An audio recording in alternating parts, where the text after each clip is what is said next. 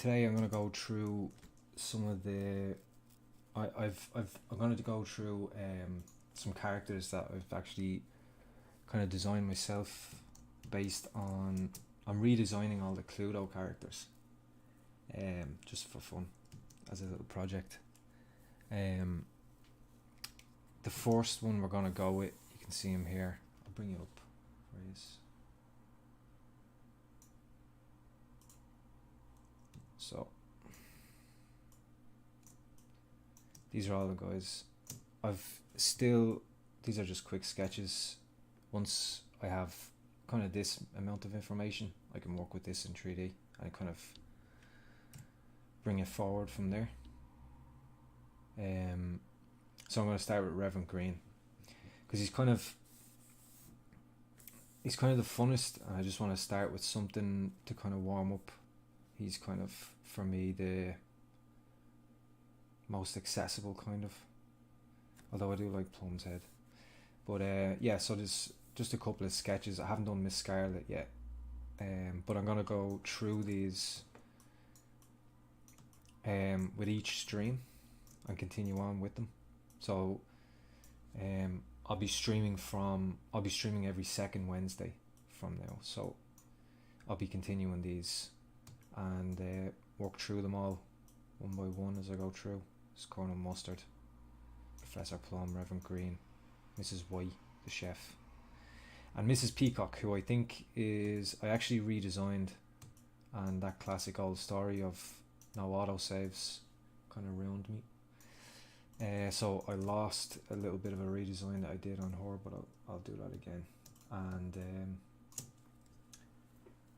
start on Miss Scarlet as well. I'll show you that once I have something for that as well. But for today, we're going to go work on Reverend Green. So mainly from the sketch, all I need is the general proportions, pose of the facial expression is nice, but again, you can kind of work with that in 3D. And again, I will probably push and pull things and deviate a little bit from the 2D. So it's not in stone necessarily. So at this stage, first thing we got to do is just block them out. Which for those of you who seen my last stream with Pixelogic, with the ZBrush Masters, will be kind of familiar with my process there. But basically I'm just looking for, so I'm breaking up this head, and I'll do the same with the whole body, but breaking up the head into primitives, more or less. I mean, not perfect primitives, but very simple shapes. And trying to get in all the shapes kind of roughly, and once they're in rough, we can start moving them around. Because the problem with, and it's similar, it's actually a lot of my process comes from drawing. If you do, you know, for any of you who draw, you've always heard or done any sort of classes or anything, you'll always hear, you know, don't go into the details too soon. You gotta figure out the proportions, the pose, silhouette, so on, and then once all that foundation is down, then you can start working on your details. So it's a very similar kind of mindset to this. It's just making sure everything's in there first, and again very roughly, and once the shapes are all in beside each other, then I can see how they are working relative to each other, which is kind of the key.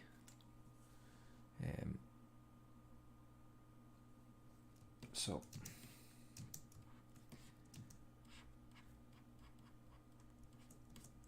get started. I'm just gonna listen to some music here as well while I go.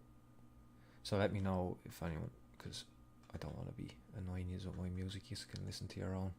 So if you can hear it, let me know in the chat.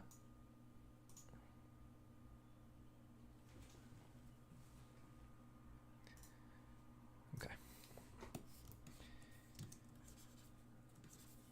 So let me actually, I can show you real quick kind of the idea of how I'm thinking of breaking this down, so you can get a kind of broad idea. So I'm kind of thinking, like the cranium as one piece, and then the jaw and the cheekbones as a separate piece again on top of that. And then the neck, you can see it there in the kind of how I'm breaking that up. And just thinking about, okay, the top of the cranium is kind of flatter, so there's a little bit of a plane change there, which will help with the eyebrows and defining that brow. And then thinking of like a cylinder almost that comes from the cranium, and that's coming out as the neck, and the neck is quite wide. And for this guy, I don't want to give him he will kind of have shoulders underneath, but I want to kind of keep this this kind of teardrop shape to him if I can. Again, that's the idea right now, but it's all open once I get into the sculpt to change. And then obviously once I have these shapes in, that's the general head shape, and then add the nose as a separate shape, and you know, spheres in for the eyes, the ears, so on. So that's the goal for now.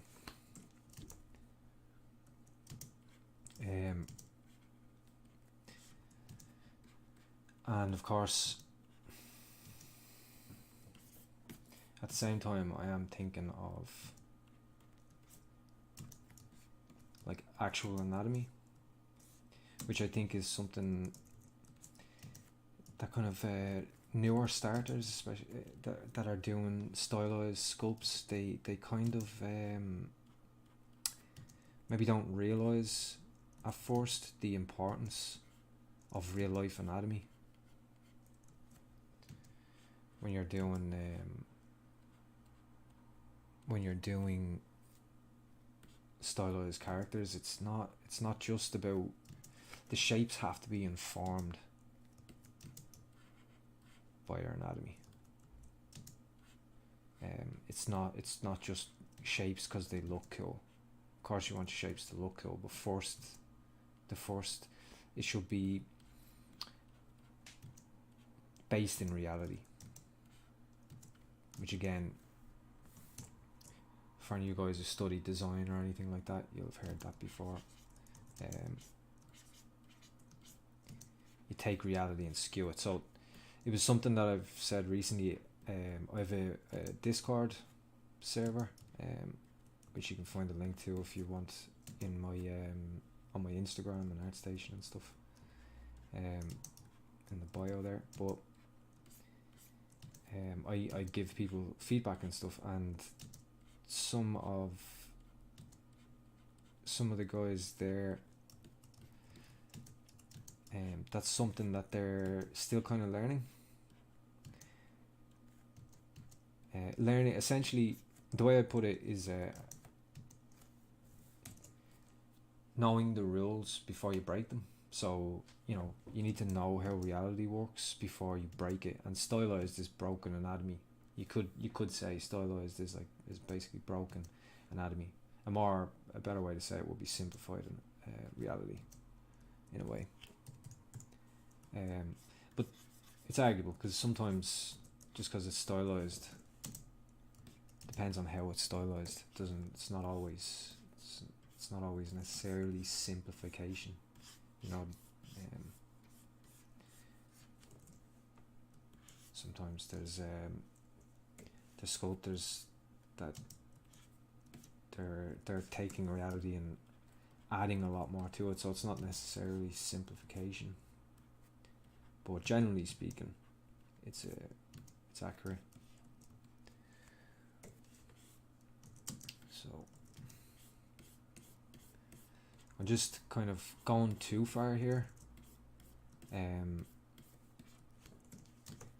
terms of like pinching too much and so on, and then I can go in and I'll use the Alt Smooth.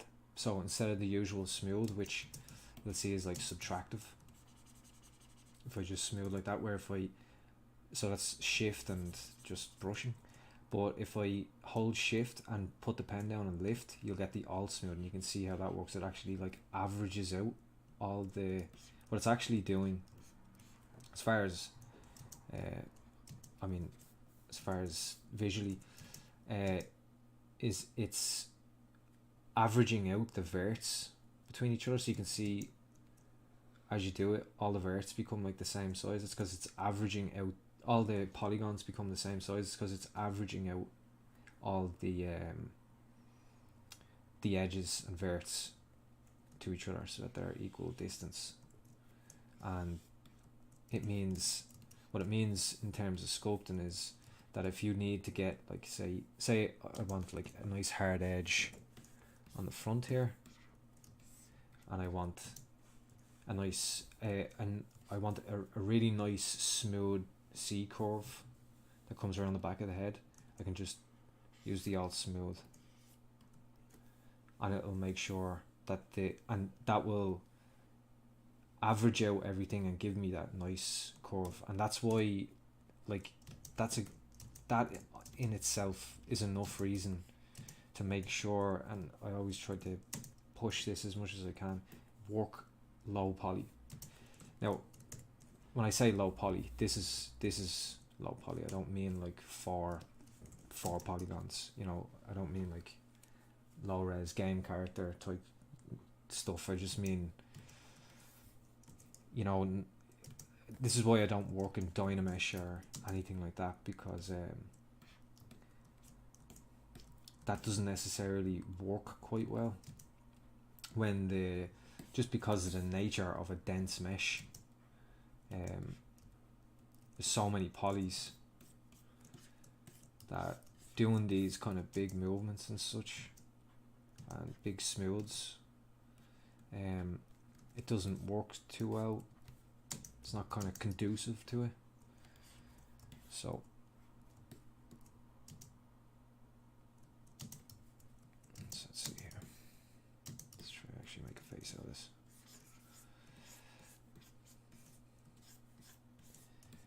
So I'm just thinking of the planes of the face a little bit.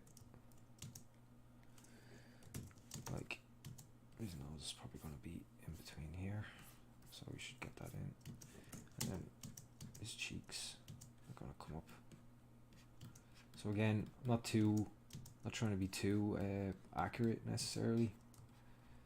Just kind of getting in what I can. Because once I get in the nose, I'm going to have to change this, because relative to the nose, relative to the eyes. So it's really important just to get everything in first, and not, you know, it's very easy to sit there and try to get this jaw shape like exact, and then you get the nose in, you realize you're way off. And it's always the case. It's not necessarily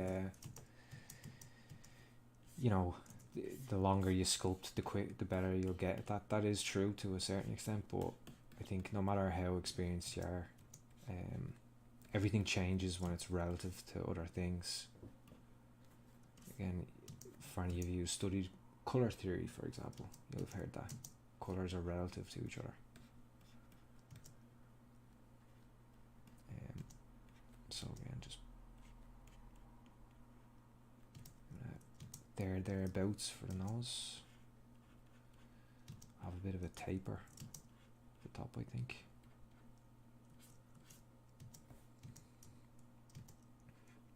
Maybe even a little bit at the bottom. So again, I'm looking for kind of interesting shapes. So I could just kind of have like a clean, but I like the idea here for now at least, before it's relative to anything, so always subject to change, is to have like the widest part have a bit tighter, get the curve gets a bit tighter here. And it just kind of just breaks up the shape a little bit. So, you know, you don't want everything to be kind of uniform curves and so on. It can be kind of a little bit less interesting if you do it everywhere, visually. But again, that may change as I'm adding more.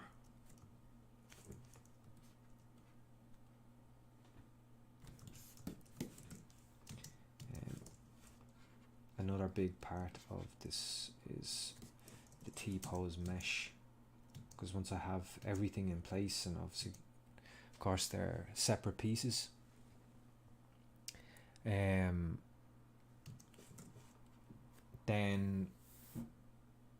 you'll want to kind of make big movements to the whole thing.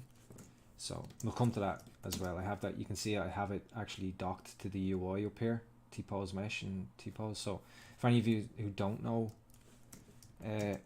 about that, it's super useful and quite a pretty powerful tool to have at your disposal. So I'll go into that shortly.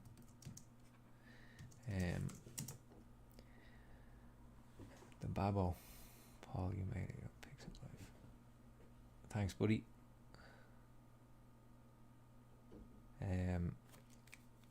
Emily Geek is in. Thanks for joining, Emma. I work with Emma. Brown bag.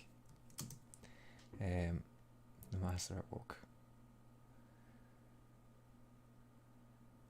Cheers, Emma. Yeah, not too bad. Doing pretty alright. Looking forward to getting through a couple of these and seeing how they look. I've been wanting to do this Cluedo thing for ages. I've always liked, like, I wouldn't be necessarily a big boards game player, I wouldn't say. But just, I think it's just nostalgia from a kid, and I've always loved like kind of the look of like film noir, and I love like murder mystery type stuff and all. So there's just something I love about the kind of I guess you could say like the culture of Cluedo. So I'm planning on getting myself a 3D printer. I've been planning on getting one for a long time. Just keep putting on the long finger. So I'd love to make them all and actually print out the pieces, so I can make my own custom Cluedo characters for when I play. So to find friends that'll actually play a board game with me now, that's the next thing.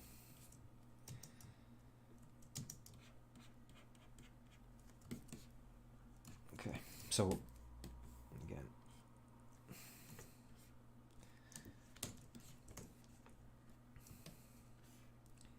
let's get the eyes in more or less.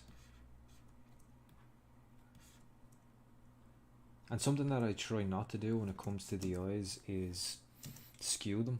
I mean, it's not necessarily a problem, especially it's not a problem at all if you're actually just doing a sculpt for print or for just a render for your portfolio or whatever.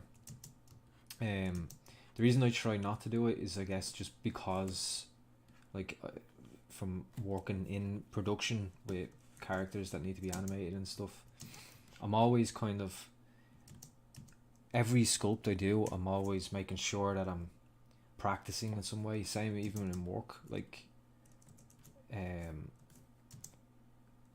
for example, I'll be adding anatomy that I know I'm gonna smooth back after, or that won't be necessary for the final in you know, like stylized cartoon characters and stuff that I'm doing in the studio.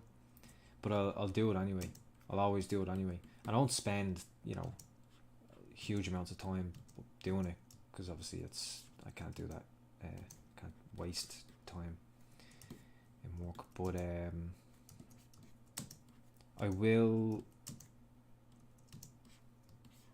you know, add what I can, play around with the anatomy, and then smooth that back, and let that, when I smooth it back, let that kind of inform the shapes after the fact. Let the say, you know, for example, on your average kid's cartoon character, they don't have big triceps, big defined triceps. You know, you think of you know, I don't know what cartoons everyone knows, but you know, especially very young kids cartoons like Doc McStuffins, if any of you know that one, or any of you have kids that watch cartoons and stuff, but you're not going to have any definitive musculature, but there's a certain shape to the tricep, and it's got like an S curve that comes out of the deltoid. So you mightn't have a actual tricep sculpted into the character. Obviously in the end you won't have that, but you can still kind of almost use that S curve and use it with the flow of the character. And it's, so that's where your anatomy really, it matters a lot with stylized characters, because that's where your decisions are coming from. That's where your design decisions are coming from, amongst other things. But anatomy is one of the keys to that. So for example, the opposite being, you know I did it, and I think most people do, when you're a kid and you're just copying other people's work, which is not actually, like, it's still, you know, a good friend of mine who does like master studies, so it's like, it's good practice. Even as, you know, a developed professional artist and so on, I wouldn't say, you know, copying's for kids type of thing, I don't mean that. You know, as a kid drawing Bart Simpson or drawing I'm actually a bit, well, I'm a little bit old for her, but you know, I've seen loads of kids over the years redrawn Dragon Ball Z and stuff, and a lot of kind of manga stuff, which is fine. But for example, manga has very specific eyes in that style, and you'll see people, kids or beginners, drawing those eyes again and again. And the problem with that is that you can't design, like, you know, it's fine to start, but as you get on, the problem is you can't just stick to that, because you need to know your anatomy, because you can't just keep using one eye that you learn to draw from someone else's style. The only way you're ever going to develop your own kind of style and develop like your own way to draw eyes, or, and again, you don't want to be drawing eyes the same way every single time, is if you understand reality, and then you can actually use anatomy to figure out how to make an appealing stylized version of it, because it's no easy task, and it takes time, which is, you know, one of those things, if it was easy everyone would do it.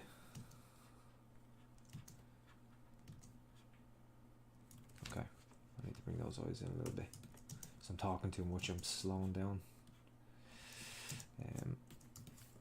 So let's just real quick, let's get a big, so again, this is just time saving. I could append a sphere or whatever, but you know, I have this shape which will do me.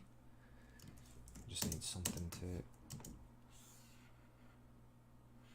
kind of knock in real quick for the body.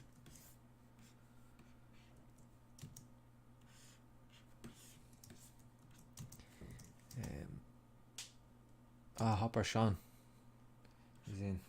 How you doing, mate? Thanks for joining. He's in my Discord as well. Really talented 3D artist.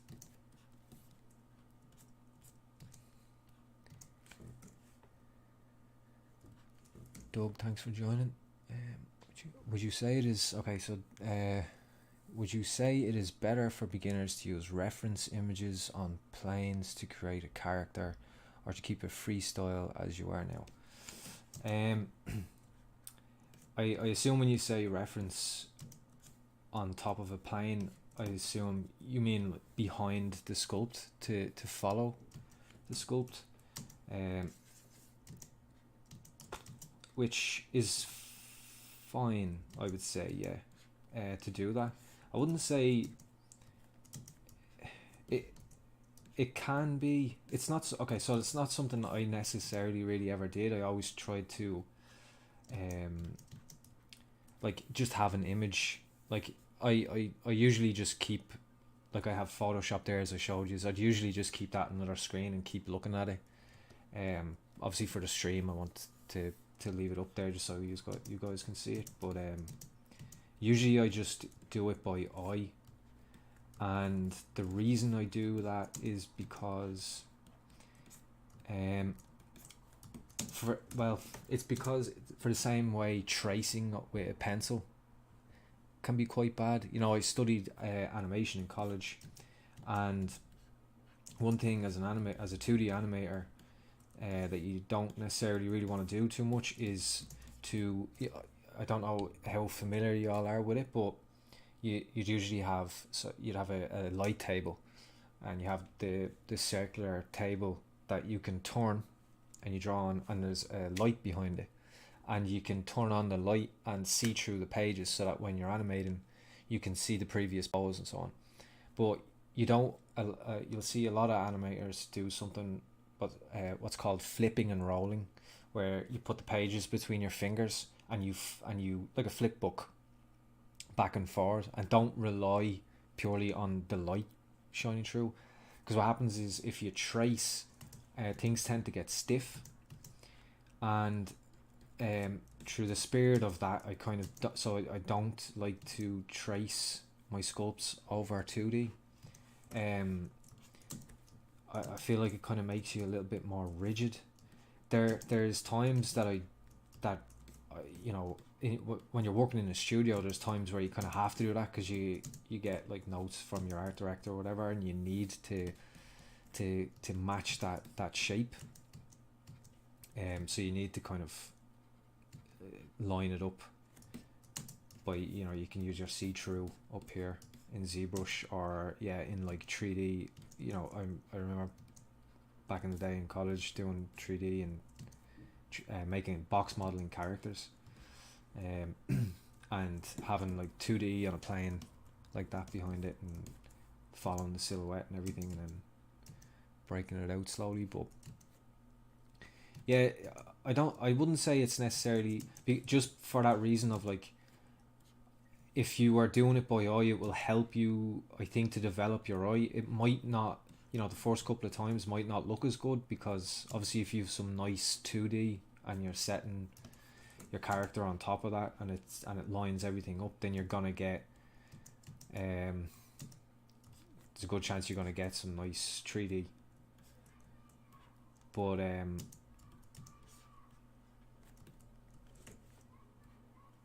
it doesn't, I don't think it necessarily really helps you develop your eye.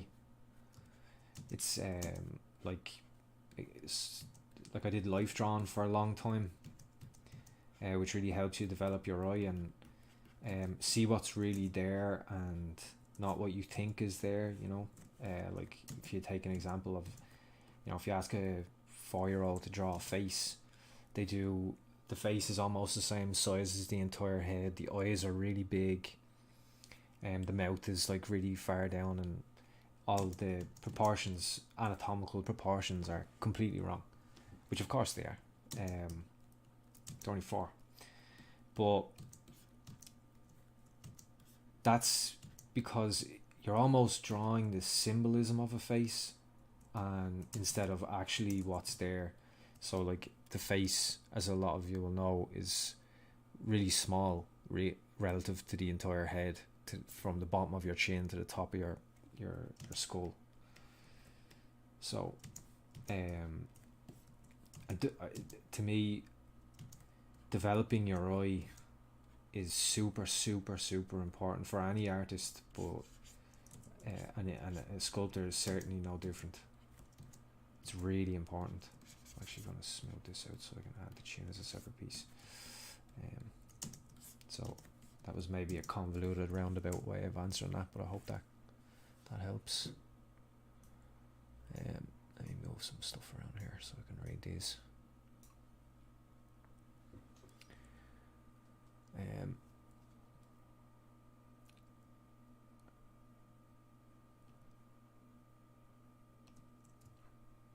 Yeah, J. Rob saying never found it to be that helpful. Yeah, again, it's a situational kind of thing. Like I said, sometimes in the studio you have to do it for that reason, but you know, no, I don't think it necessarily helps beginners. I mean, if a beginner was to do that to begin with and was finding that their sculpts were better and that made them enjoy it more and kept them going, then I would say do it, because it's better at least that you keep going. If you're getting really frustrated and you're gonna quit because you can't get it looking right, then that's no good. As long as you keep like continuing to do it is always the most important thing. But other than that,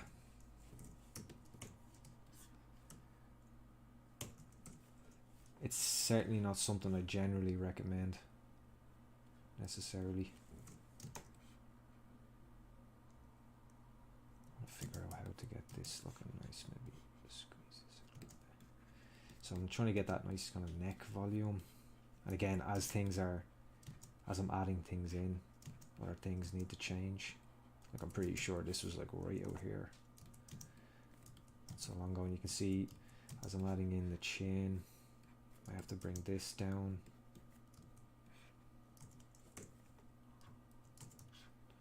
And as I'm bringing that down, the nose is going to have to move. So it's all, that's why you don't want to get too bogged down. Like I said earlier, I could have sat there and tried to match that shape, and then I would have added in the chin, the nose, and I would have had to move it anyway. So that's why you don't want to get too stuck. So I think I'm gonna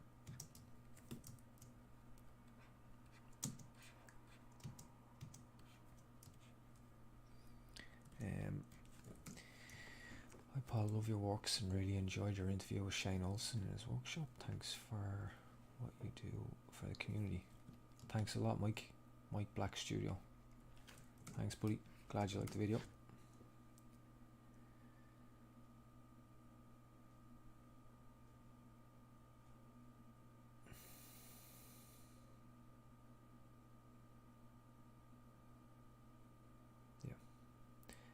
Any advice for someone that is just starting to study modelling?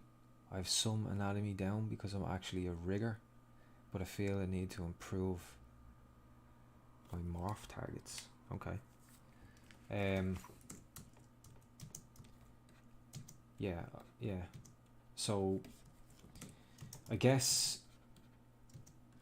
actually coming from a rigging point of view could be quite interesting. But I don't know many riggers that actually kind of went from that into like character sculpting or anything necessarily, or modeling. I know some, I definitely know a few that went the other way around. This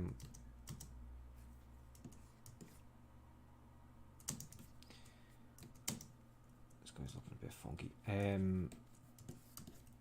So we'll do this T-pose mesh. So I'll come back to that in 2 seconds. But T-pose mesh, I have it here if you're looking for it, for anyone who doesn't know, under Z plugin, and down here you have subtool, or sorry, no, not subtool master, transpose master, just here, and there you have T-pose mesh and T-pose to subtool. So you just say T-pose mesh, and it will give you now a separate piece. So you can see here, this is our previous sculpt in a new tool. It will give you the whole thing as one chunk. Just turn the symmetry back on and just try to figure this out in one. Again, I don't want these to skew, so I'll just mask them. Pull this down a little bit. But yeah, so I mean, yeah, obviously your anatomy knowledge is gonna go really far. If you're doing, I mean, to study modeling, I mean, I assume as a rigger you probably know about edge flow and stuff like that as well. So that's another really important thing. I mean, in terms of making, if it's a case of like you're trying to just make appealing shapes,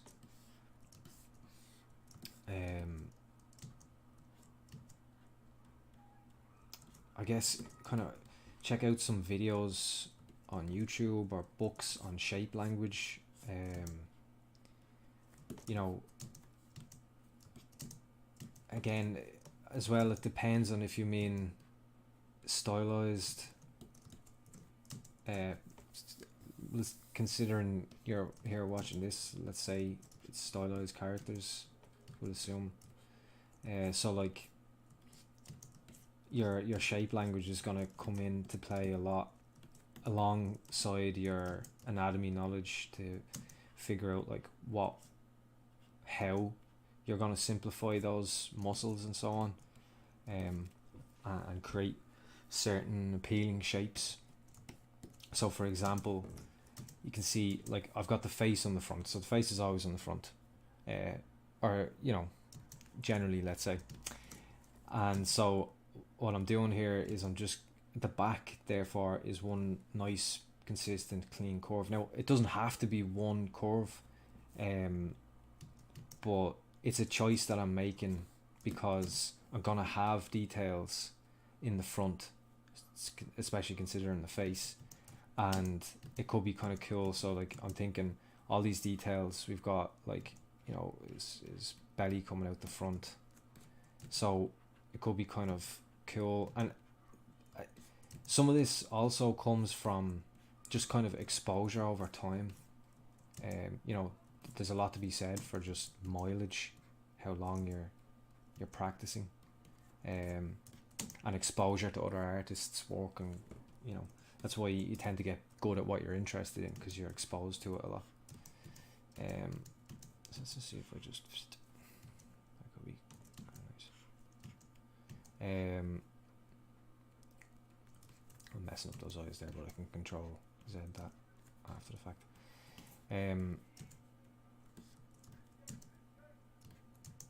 Yeah, so there's a lot to be said for like just that mileage.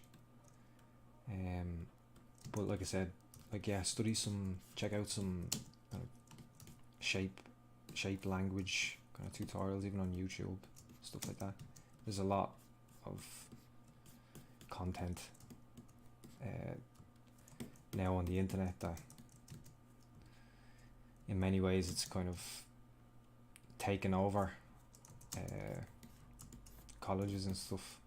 Like I learned ZBrush, I never learned ZBrush in college, just learned on YouTube essentially. But of course, as I was saying, like the life drawn and what I did learn in college obviously had a massive impact on it too. So, but still, I did learn ZBrush completely on YouTube, and a lot of other stuff. Like I learned a lot to do with like painting on YouTube, and a lot about anatomy and stuff like that. So I mean, to me, for any beginner, like if you want to get good at something, it's about productive practice. So for example, technically drawing that manga character again and again is practice, but it's not necessarily productive practice, as opposed to kind of try to always stay a little bit out of your comfort zone, at least a little bit out of your comfort zone. You know,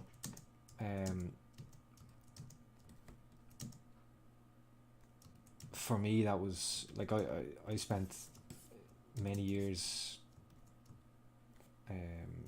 drawing and painting and stuff, before I ever picked up ZBrush. So for me that was always, you know, trying different styles, doing anatomy studies, drawing characters and environments and stuff, but using different kind of shapes to see what could I figure out what's working, what's not. You know, you watch a YouTube video or something and then try to replicate the lessons in it, that kind of thing. That's more productive practice. So, you know, try to, if you can practice productively, you'll get to your goal much quicker and with a lot less struggle.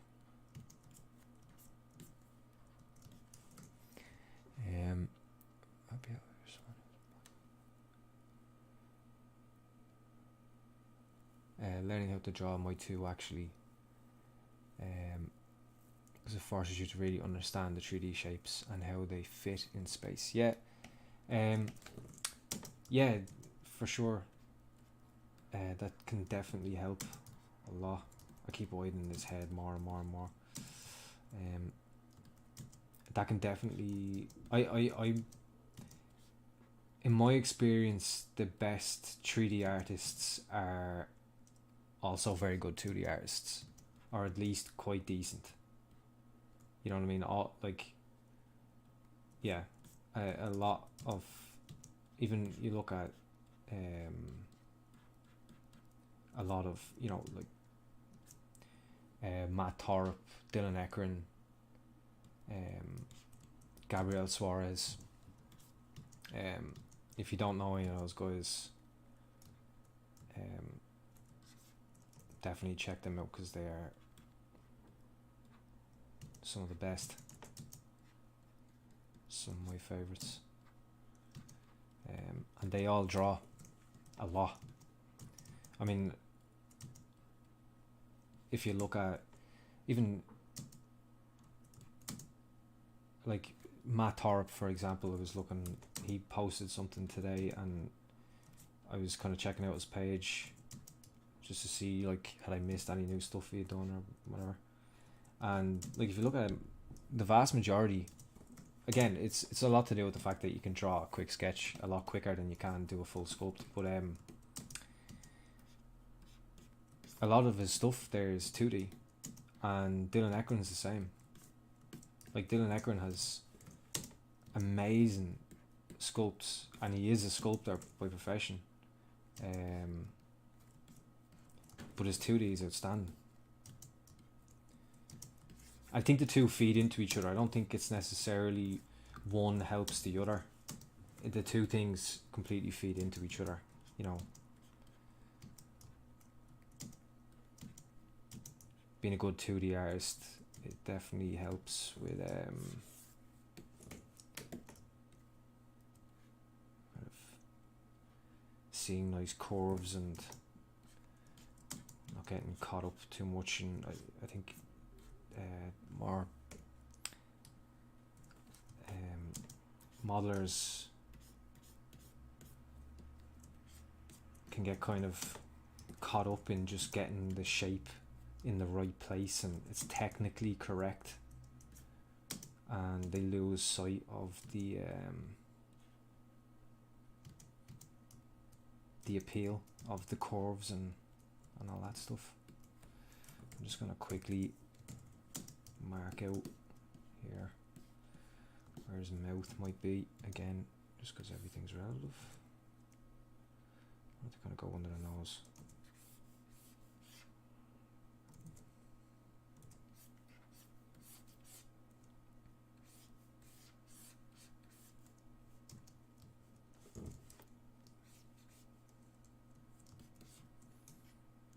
Something you can do here, I like to do sometimes, just to get a nice crisp line,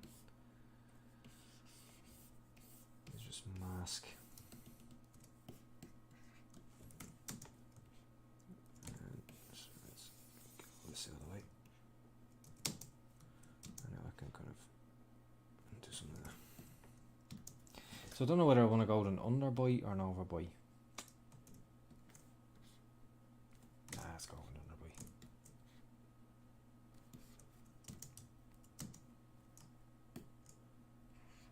of suits the head more.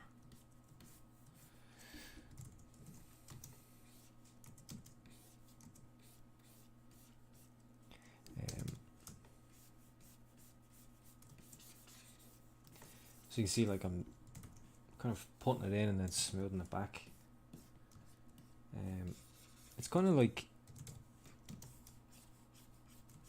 because I'm at that stage, if you think, for any of you who have sculpted it all before, like, you're at that stage, if it was with clay, where the clay is nice and soft, you're just kind of knocking things around. If you jump into what you think is, yeah, that goes there, done, and leave it there, and don't kind of play around with everything, tends to hurt the sculpt overall, the finished result.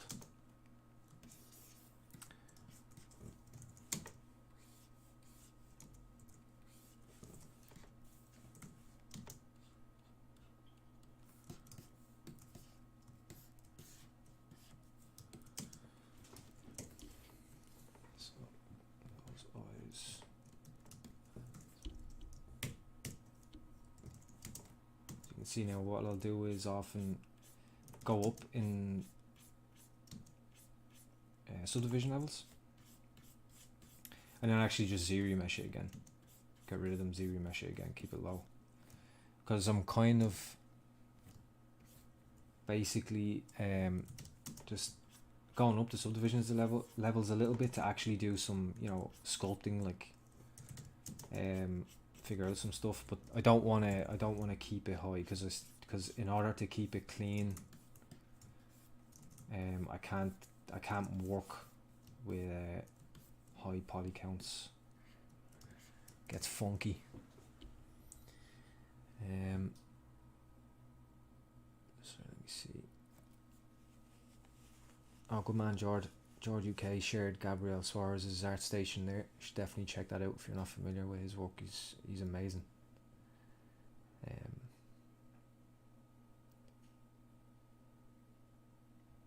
Got a thanks Paul and chat. I'm more of a code guy, so when it breaks the anatomy I kind of feel lost.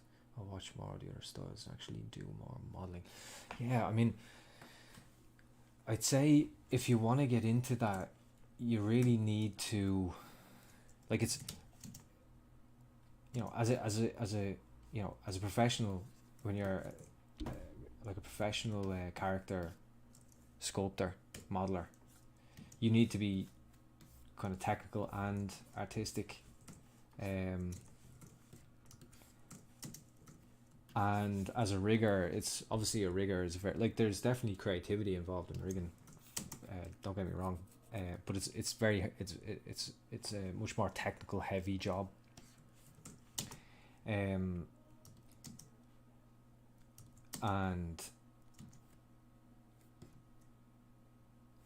to make the transfer to something where you're trying to be more artistic can be a very hard thing to change your mindset.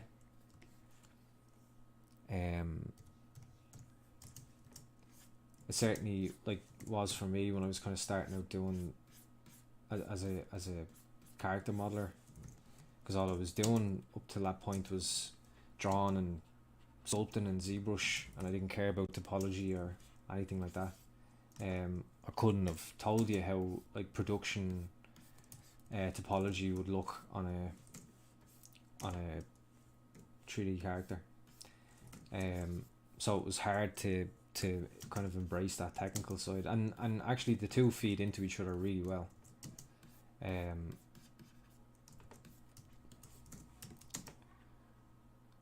But I would recommend then probably actually something that gets you out of that mindset, like you know, like life. I know it's kind of hard to do that right now. I mean, I don't know, actually, I haven't checked, but life drawing classes, if you could find one, would be something like that would be great. And again, that teaches you to kind of sculpt or draw what you see rather than what you actually see, rather than what you think you see, rather than essentially symbol of a face, you'll actually start to really appreciate the subtleties of anatomy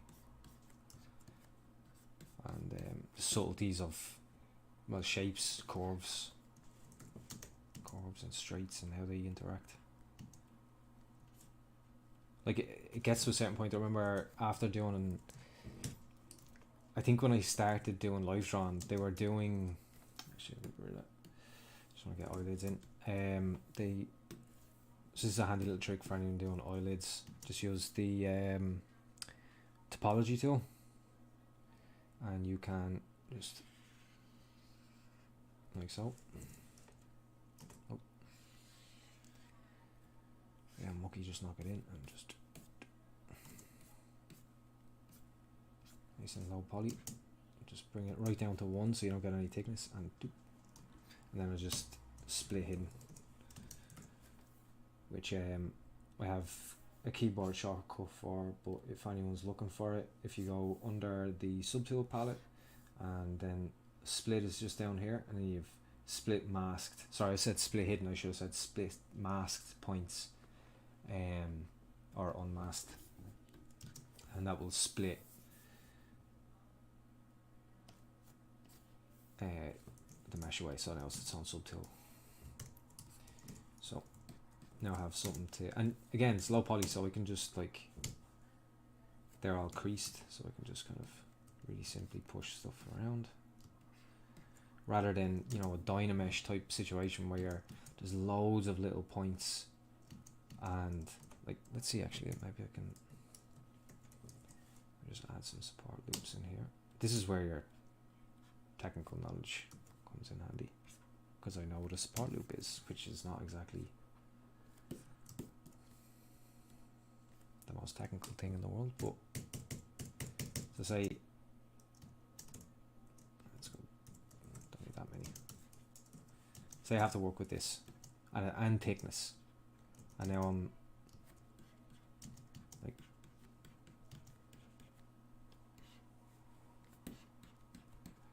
trying to move all these polys.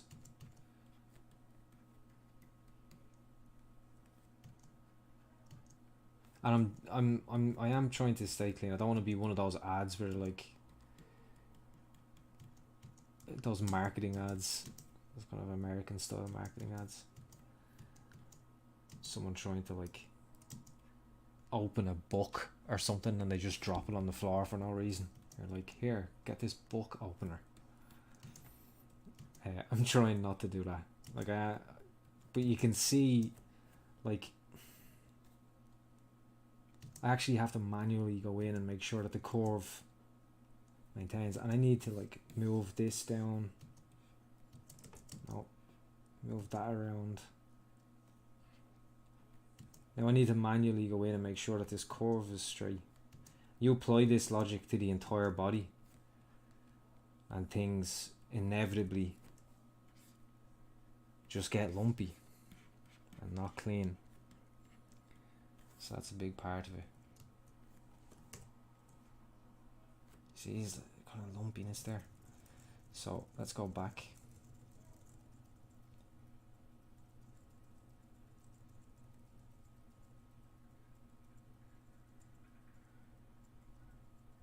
Any minute now. There you go. So now, no subdivision level. And if I just hit D, I get dynamic subdivision, which you see flash up here. So I have this dock to the UI. That's under geometry. And you see here dynamic subdivision, and that's applied. And especially actually with the new tools in ZBrush, in the latest in 2021. I did the beta with Pixlogic, which was great. And this is super important to that because the cloth dynamics use it. And you can actually, there's a few little bits you can do here. Like for example, rather than, so beforehand I would have done this, got it in place, seen okay, yeah, that's looking cool, and then I would have went in and I would have added the support loops, and then I would have used the Z modeler and extruded all polys, and that would have been my eyelid, where a new thing, and again this all applies to the cloth sim stuff. For anyone there that doesn't know, you can actually add dynamic thickness now as well, which is fantastic. And then you've got this micro poly thing, which is not applicable here, but you can like add whatever mesh. You can make your own and stuff as well, but you know, if you wanted some funky textures in there as well, you can do that too. And you can do it with and mind you, so if I keep that on, because this is actually just a low poly mesh, like you can still move it around and it'll keep its curve, and it's super light in the scene and everything, so it's great. So any of you who doesn't know, this is fantastic. And actually coming back to your morph targets, if you want to create character expressions, and you want to edit that, you've done your topology and everything, you want to edit the expressions or whatever on the body in ZBrush, just not sculpt into it, but you know, move a few bits around, smooth some things, whatever the case may be.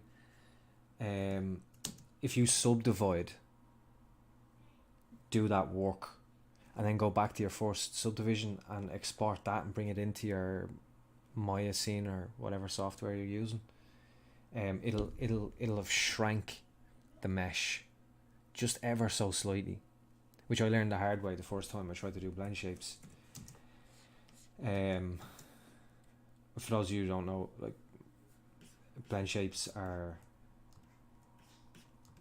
let me see, can I actually, a blend shape is basically you've got two meshes that are exactly the same, and so your character, say, with the face, and you want to make the character smile, so in that mesh you move the verts around and get your smile, and then you can apply that mesh to the original, and say you want to do a sad as well, so you do another duplicate, and you can apply those meshes as blend shapes to your original base mesh, and then you can dial in like smile, sad, and you can do, and so for characters you would do that with like all sorts of stuff in combination with rigging to make facial expressions. So that's what you're seeing when you're watching your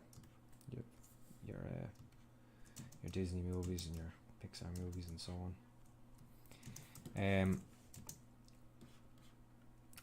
But yeah, you can't, if you subdivide it in this, it will come in and shrink, and if you apply that then to every, you're doing that without realizing, to every, because it's so minor that you wouldn't actually even see it. Suddenly you dial in like 4 blend shapes, and the head has shrank that same amount but 4 times, and suddenly, you know, you dial in a few more, or just a bit of one, a full one of the other, half of another, and suddenly everything is just imploding. So dynamic subdivision, that's why it's here on my UI. It's actually here in my UI, so I know whether it's on or not, because it's just, you can see there, it says D and then Shift D to turn it off, as opposed to Control D, which will subdivide. So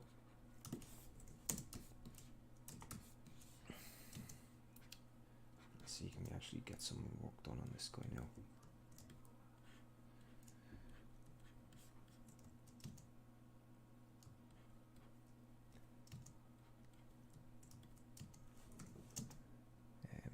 I work in the gambling industry, hired as a 3D character artist, but have been, this is George UK, have been the sole 3D artist, and one of the worst things for me is that I am completely alone in terms of friendly competition and the learning that comes from bouncing off each other.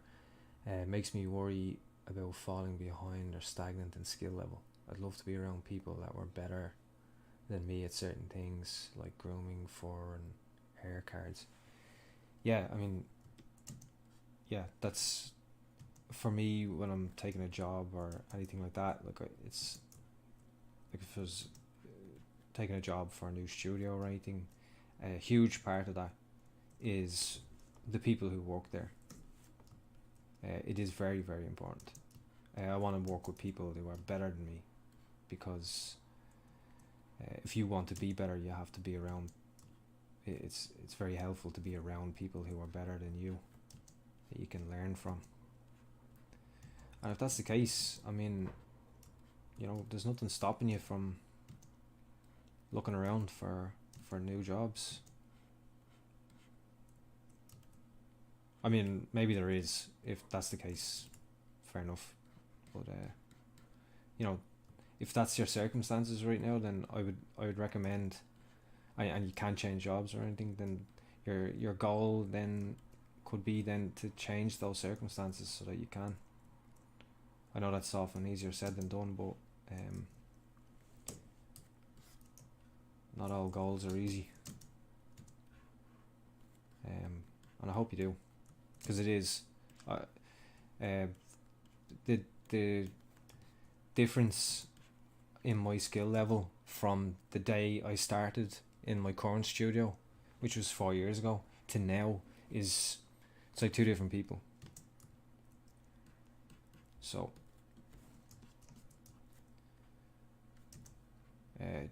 like, and of course you can learn a lot on your own and stuff, but yeah, couldn't recommend that more. It really does make a huge difference. I'm messing around here now, not making proper decisions. I think it'll help actually if I get this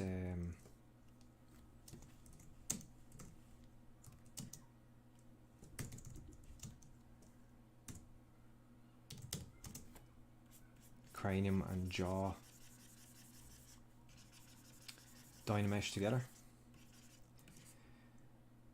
because actually the block out is super important, but certain parts, if they're in different pieces and you kind of feel like you're fighting it, then you know, between the two, then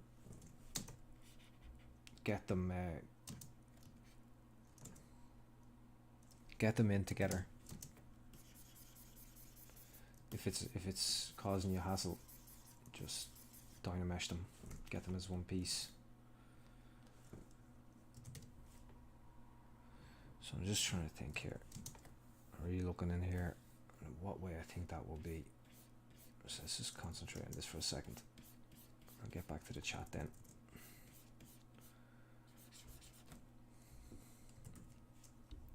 Again, I'm just gonna, like, with a pretty big, pretty strong Damien standard brush. Looks mad wonky, but I just kind of want to see, I want to find those shapes. And I want that chin to kind of continue out of that lip, so I'll need to dynamesh them together in order to achieve that. So that's quite important. From the top, see how that curve is looking, see how wonky it is. So just going to clean that up. We're never going to look at it from the top, but you'll see it because of how the light will react to it, so don't neglect every angle. Even I know I generally try to sculpt in a way that the character looks good in every angle, but I know, like, which is fine, there's some sculptors that will, if they're just doing something for their portfolio, it's gonna have like a couple of renders from a similar angle, they'll just make it work from that angle, which is fine. But even if you're doing that, you still want to always rotate around and make sure all your shapes are working from each angle, your curves are nice, because the light is gonna show off, the lighting, which is super important, is gonna show off any mistakes. So yeah, I'm messing around too much here. So let's get some work done here. Let's get the ear and stuff. Yeah. So I'm just using, again, just back to the primitives, and I'll just knock that in like that. And then I'm using Control Shift S. I'm not sure if that's I can't remember now if that's no, I don't think it is. So that's split masked points again I'm using there. And just in terms of, for any of you who don't know, to make a shortcut in ZBrush, it's super easy. You just hold Control and Alt, click on it, and you'll see up the top, press any key combination up the top there, cancel, but you'll see it up the top there, top left. Press any key combination assigned custom key, or press escape for the mouse to cancel. So Control Alt, click on it, and then, so for example, I Control Alt clicked on this and then hit Control Shift S, and that assigned Control Shift S as a shortcut key to this. You can see it actually in the little menu beside it, where it's split mask point, has Control Shift S. So it's super simple, and that means, you know, so say I just X to turn off symmetry, and I get rid of that, and Control Shift Alt and D is going to delete hidden. And then I mean, if you're getting used to ZBrush and you're just using the standard kind of vanilla everything, that's fine. This will kind of come in time when you want to start speeding things up. So don't feel like you have to do this, but eventually you'll kind of want to do it to help you. Just saves you the hassle of going through menus all the time and stuff, so it makes it a little bit nicer to sculpt. So I'm doing that, and then I'm whatever, and then so if I hit, say, if I hit now symmetry, right, it'll mirror the other side. But say now I start sculpting, it'll mirror the other side because ZBrush is detecting which side in the scene has got nothing. So it'll just it's being smart and going, well, we usually go from left to right, but there's nothing on the left, so we'll use the right. But say now I've forgotten to turn symmetry back on, and I'm sitting here and I'm just sculpting in the ear and make all these nice shapes and so on, and then I look at them and go, oh shit, that's wrong. So again, this is what I mean by it can be really nice. So I have one. So Q is to go to your brush. That's standard. And then I have one as move. I actually kind of almost by default always just go Q1. I just hit that all the time and go back to move, because move is the one I use most. So Q1.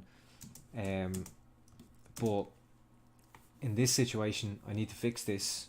So my shortcut keys, I have Control Shift X that shifts that mirrors the symmetry the opposite way around, and then Control Shift Alt and A.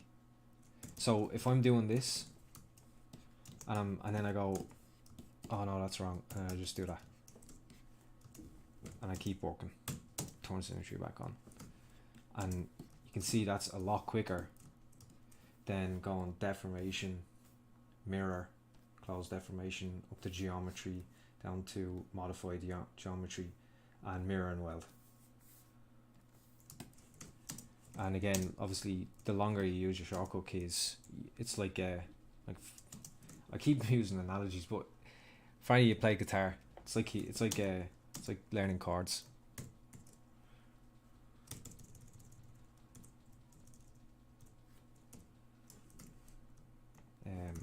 Yeah, I hope that's not weird. I keep using analogies, but it's kind of makes it a little bit easier for people to understand. So yeah, we'll just leave that there for now, because again, we don't want to go away,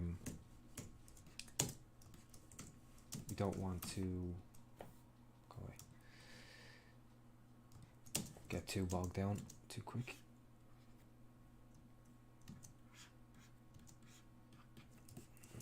So that's something I talked about before, is watching your thickness.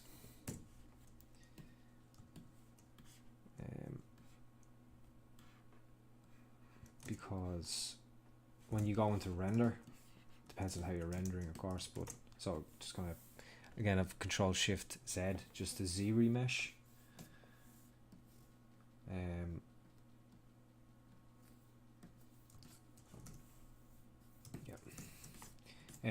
Just to get that, because obviously I couldn't, like, this is a mess, I can't work with that.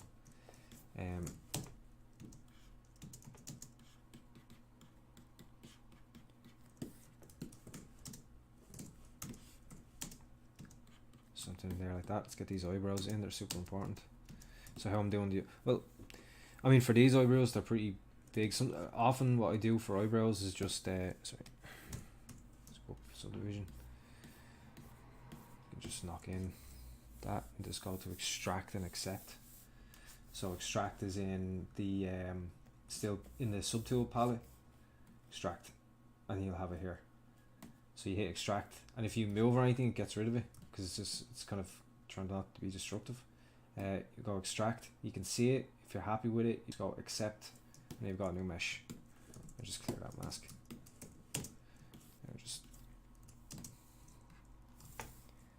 Just sculpt into this a little bit.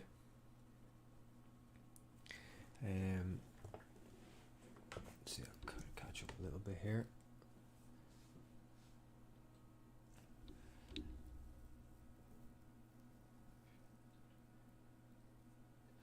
So the Babo. It's an interesting name. Hey Paul, can you talk about the importance of eye shape? It's such an important thing in stylized characters. It's kind of an important thing in anything with eyes, really, because it's what we look at first. It's the first and last thing we look at on every single character. So I mean, the shape,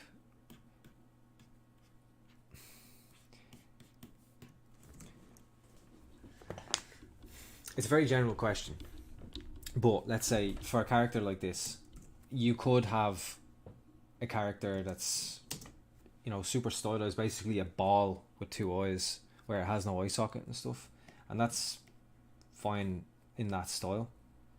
But let's say in terms of let's just say it's in this, which is somewhere in between, you know, it's stylized, but there's a fair amount of anatomy still present.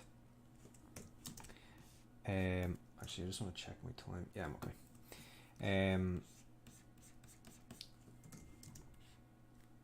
So a couple of key things for the eye is the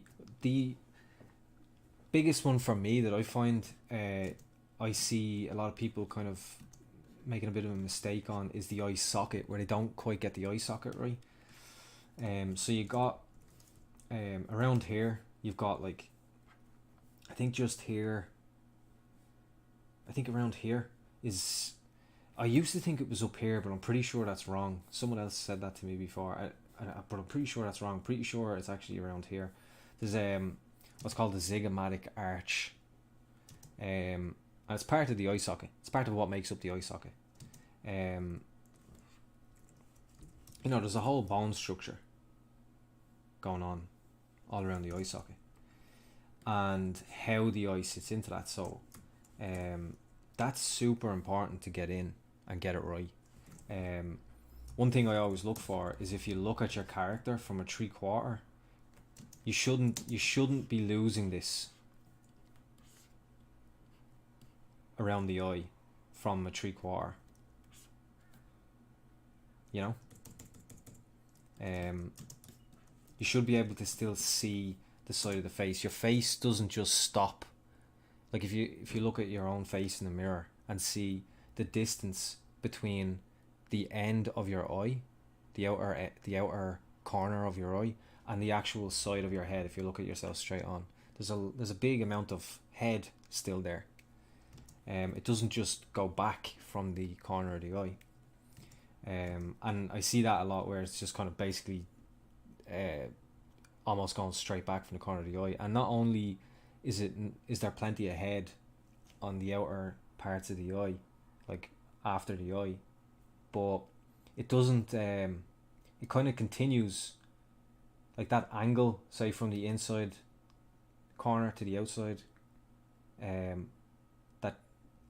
That's how do I explain this? Okay, from here, so this angle across it, before it turns and becomes the side of your head, it continues out straight after the corner of the eye still. Now that can fluctuate, but you want something there, and not to just kind of end up with something. Hold on, let me.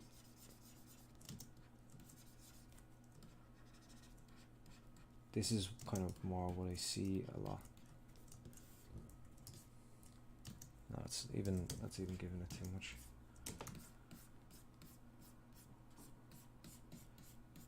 Something that you really want to avoid, where right at the corner you lose the eye and there's no structure in around the eye. So you really want to pay attention to that and make sure that you've got some structure around that eye, and that the eye sockets,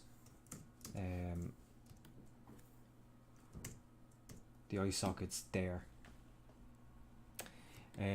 So another thing which I'm going to do now on this guy, it is in but not quite as much as I'd like,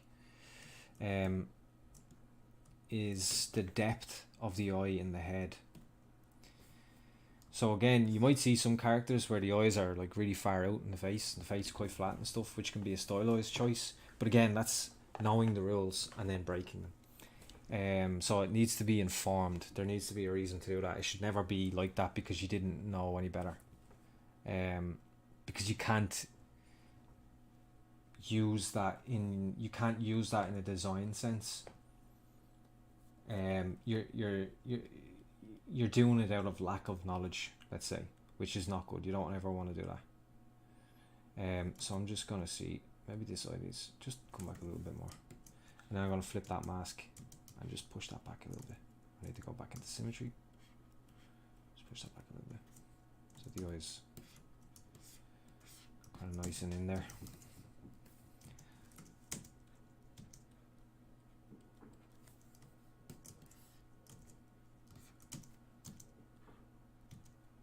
I'm gonna actually, I think I'd like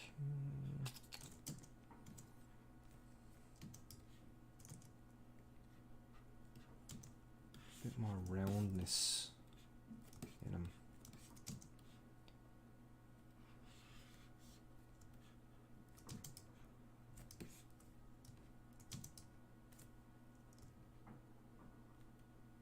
So we're getting up hit. So when I say hit, I'm referring to an edge in a curve. So we go up to a hit, around, hit, and then around into a nice big S curve. Still not overcomplicating this back area, just a nice, and it's about the flow. You know, you just get a nice S curve. And when we add in our clothing and stuff, we're just gonna try to make sure that we complement that and don't start making weird jaggy edges, because it's similar to if you ever again, actually back to if anyone who's ever done like a drawing class, and your teacher might say what's called scratchy lines or non-confident lines, and you might need to work on your line work. That's down to where you're drawing. Let's bring this in for a second. And instead of doing,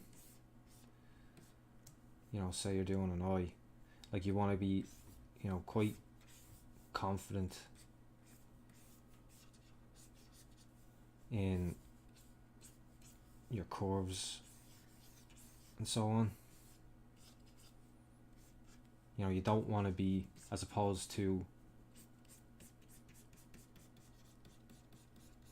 this, which if you look at, like, you know, a lot of beginners or people starting out and stuff, this is what they're doing, and it makes a huge difference. and you'll often hear that as referred to as confidence in your line. I'll get that out of the way.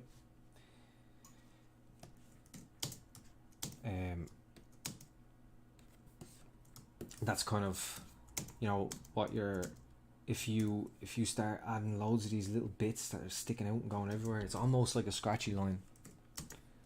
And when you're doing especially stylized characters like this, something you'll often hear like character modelers say to each other when, if I'm showing a friend of mine that's a character sculptor as well, a sculpt that I've done, you'll often hear, and that's why I have it there at the bottom of the screen, sculpting clean for stylized characters, is you might say, what do you think of this? And if they like it, they'll, oh, that's clean. It's always clean. It's like the ultimate compliment for a stylized character. Oh, that's clean. And it's something I've always kind of,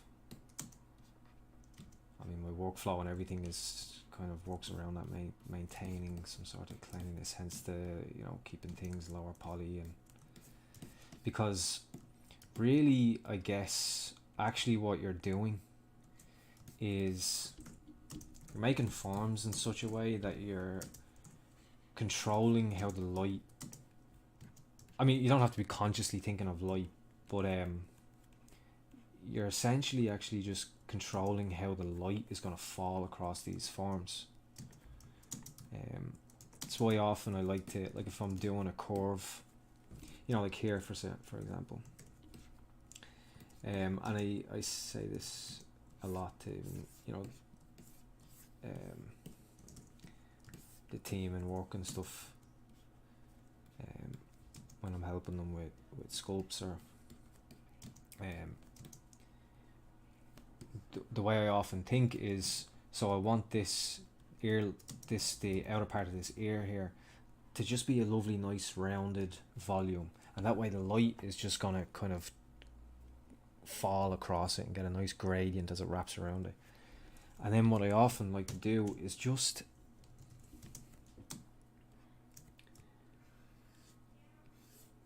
real subtle, and that's why I always use this diamond standard, quite low and quite large as well, because if you go too small, you get this, you see, you can't really see it from here, but you're not actually adding with a bigger one, you're actually adding like a crease to the curve. With a small one, you're actually adding just like let me just increase it just to give you, you're just adding like a strip of a peak, where really you want to be the whole shape, you want it to be kind of just, so it's a nice round volume, and you just get this subtle hit here, and you can see there how the light, it just kind of breaks the light up and breaks up the surface just a little bit, and it's just adding a little bit of structure to your volumes, and it can be quite appealing. And again, I mentioned life drawing earlier. I really recommend anyone who has the opportunity, which again I realize it's quite difficult to do at the moment with everything going on, but if you can do a life drawing class, it's super helpful and gets you into that mindset of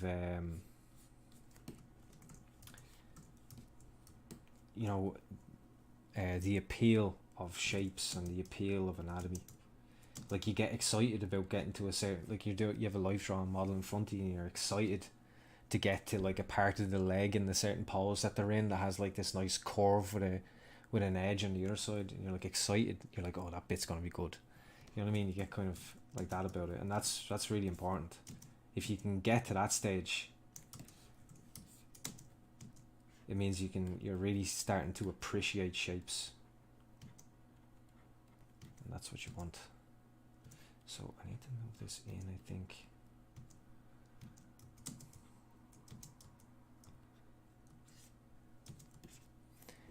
Sorry, chat's getting away from me a little bit.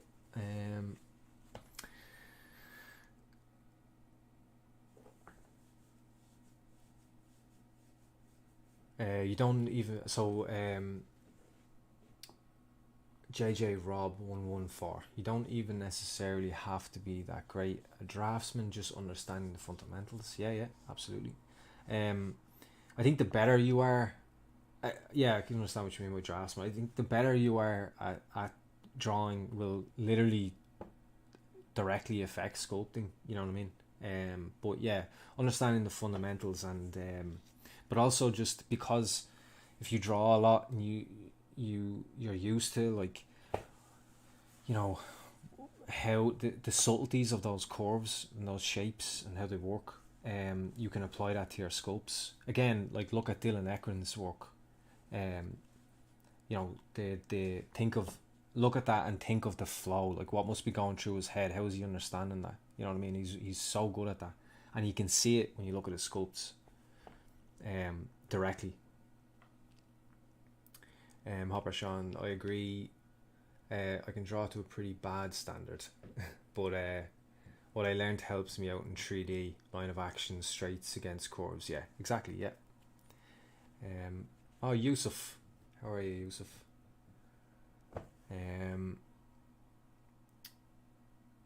Oh yeah, okay.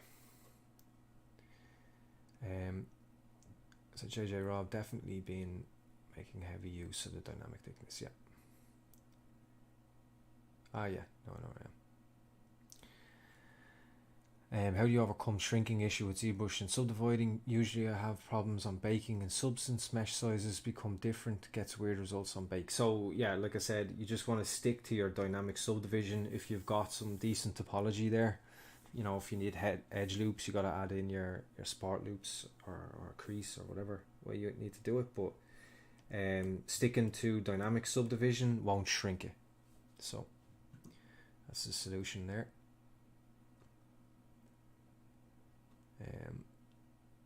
George UK, yeah, exactly. I make it my religion to keep an eye up on our station.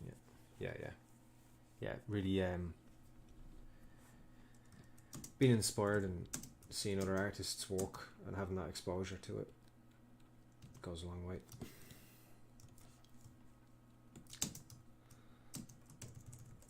So I actually want to bring this even further up.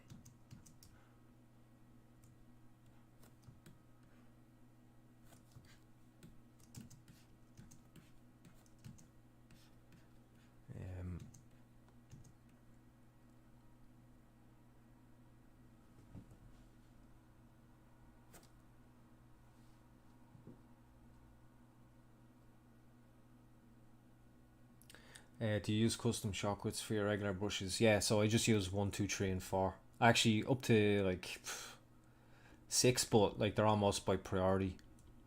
You know, like 1 is smooth, 2 is Damien standard, 3 is pinch, 4 is inflate, and then actually 5, I think it's just up to 6. So I think 5 is the paintbrush for when I'm poly painting, and 6 isn't actually a brush, it's fill, so I can fill color.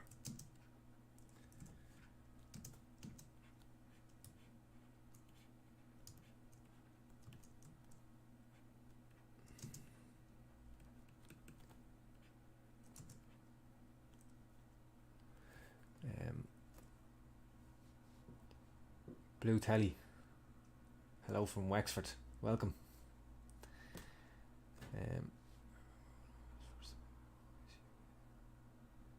So Hopper Sean, I remember that was the first bit of advice you gave me, the Zygomatic Arch. Yeah, and now make sure to always pay attention to it.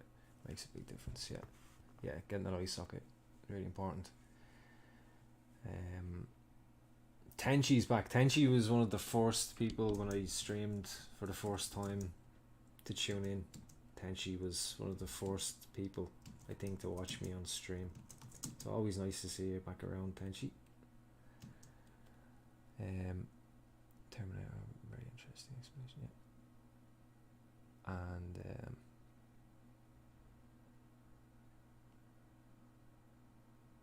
there's a plugin on outside the Babu. There's a plugin on ArtStation called Smart Subdivision for ZBrush. It will sub D without shrinking the model. That's cool.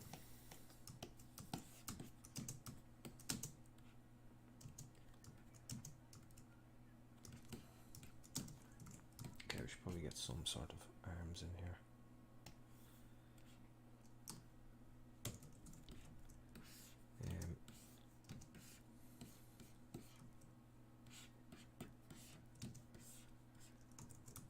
So for this guy, I kind of want to keep this shape going on where it just kind of just goes from the neck straight down into the arms a little bit. I mean, a lot of that will happen with his clothes. I don't necessarily want to do that with the body underneath. And this is coming from, like, I could just do the clothes. So, but I like doing the anatomy, and it's, I think, you know, if you have a lifetime of doing sculpts and you've got two artists, both lifetime of doing sculpts, and one artist did the anatomy every time, and the other artist, if there was clothes, they just did the clothes and didn't do the anatomy. The one who did the anatomy all the time is going to end up better. So that's why I do it every time. Even in work, I do it every time.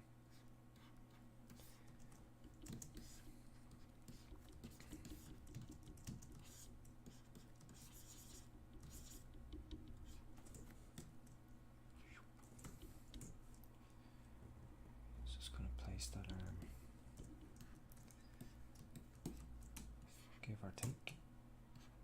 And we'll just do that. Just use control there to duplicate that. He's gonna kind of be like holding his jacket, like he's chuffed with himself.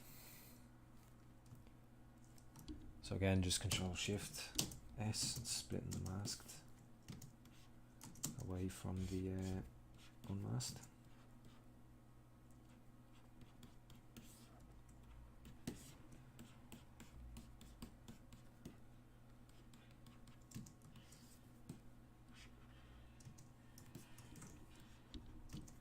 Yeah, so for this guy, like I was talking about doing, you know, like adding anatomy and that informing some shapes. For this guy, like, I don't think I want to give him like triceps or anything like that, because I don't necessarily, that even that S shape kind of, you kind of read it like a strong arm, and I kind of want him just to have like a kind of chubby arm. I don't want to have any.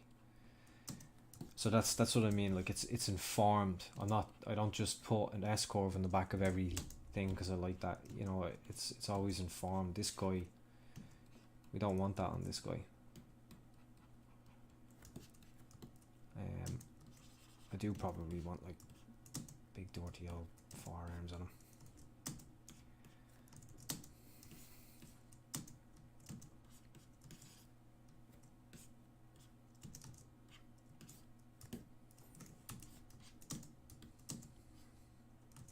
How far do we want that? Just gonna square off again. I'm kind of using the smooth.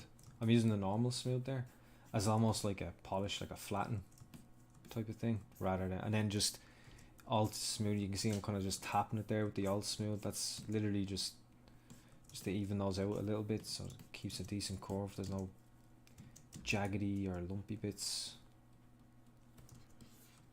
And here I'm just looking for that, so you know it's coming down from the head and then coming out, like following that flow. So that's what here I'm just trying to get that nice bit of flow that comes out here into a larger volume towards the end of the arm.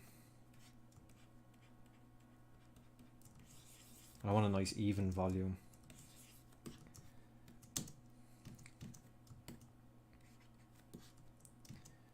It's going to be the elbow, and I do want like a nice little hit at the elbow, and that'll flow down nicely into a hit and then straight onto another curve into the upper arm. That's what we're looking for.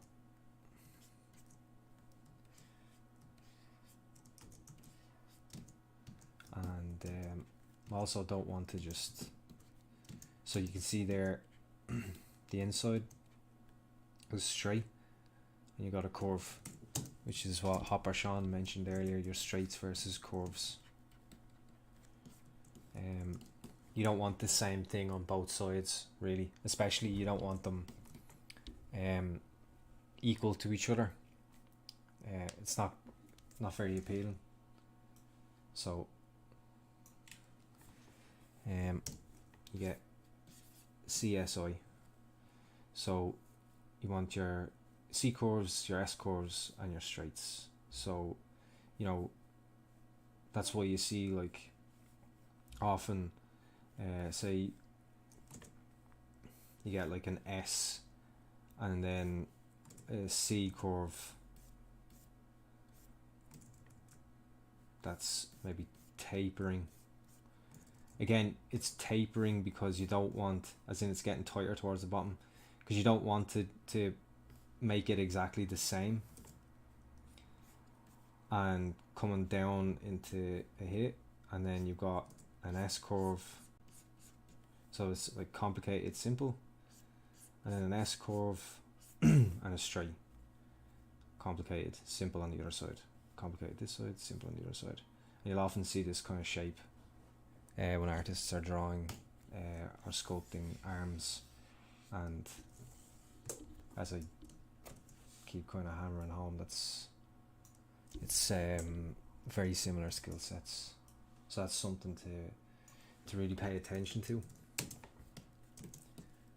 when you're doing your sculpts. So here, sometimes I actually work, because the camera matters, because it's going to change your perspective. I use 85mm there and draw. Just come down and change it to 85mm focal length, see? And then use something similar or the same in Maya. It's never quite the same in Maya, but you can get it more or less in the ballpark, which is fine. Because like from the front there, if the perspective's super flat, so if I turn off perspective, you can see the way this line meets this shape, and I want that to flow into that just nicely, so that there's no break, there's no stop and into that shape. I want it to be like I'm thinking of the silhouette. If I just turn that off, you see, I don't want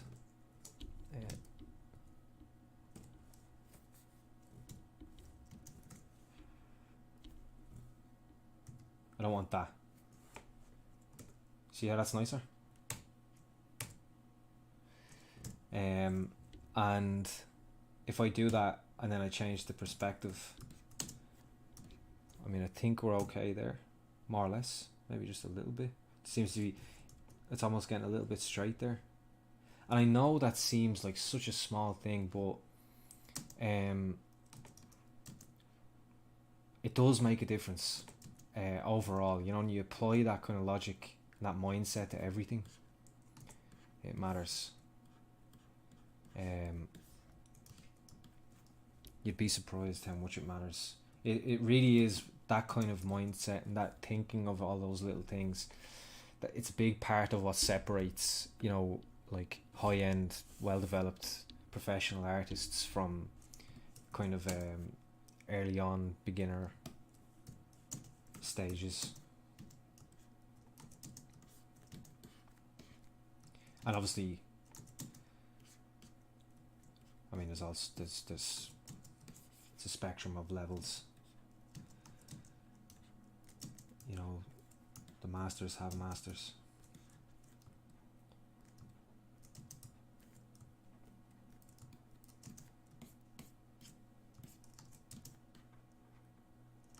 That really hit home. I went to Trojan Horse Was a Unicorn a couple of years ago, and there was a couple of people there that, you know, I thought, you know, I was like just amazed to get to see, like Eric Goldberg, animator in Disney, for any of you who don't know, and just a sight to behold of a human being, just the coolest. He is a cartoon character himself. It's insane, and so cool. I went to his talks and whatever, and then I seen Serge Bureau, who again was someone else that I was a huge fan of. I should say I'm a huge fan of, and you know, I was kind of working up the courage to go over and say hi and not, and you know, trying to make sure I don't fanboy, which I absolutely did. And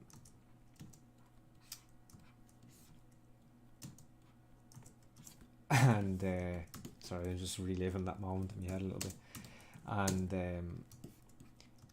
so I was enjoying the whole event, and one day I was walking through like this big lobby area, and King Jong-gi was there, and all those guys. So you know, everyone throughout the whole thing, you've people going like sitting at desks doing book signings and stuff like that, and King Jong-gi was sitting there at the desk signing and drawing pictures for people and signing the books. And all those people were in his line. All these people I was looking at thinking, these are masters. You know, they're all in his line to kind of fanboy on him. So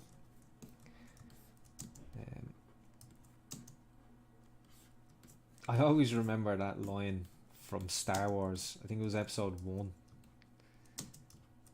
where they're in the boat after leaving the area. What's that place called? Where Jar Jar Binks lives. They're in the little boat thing, and he says to him, "There's always a bigger fish," because one literal actual big fish eats another big fish.